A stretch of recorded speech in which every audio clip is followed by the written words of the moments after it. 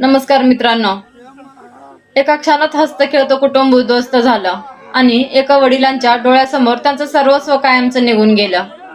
ही हृदयद्रावक घटना घडली आहे यवतमाळ जिल्ह्यात। दारव्हा तालुक्यातील लोणी गावचे रहिवासी अविनाश खंडारे हे आपल्या पत्नी आणि 2 चिमुकल्या मुलींसोबत राळेगावहून घरी परतत होते। रात्री देहेली गावाजवळील पुलावर मुसळधार पावसामुळे पुराचे पाणी वेगाने वाहत होते।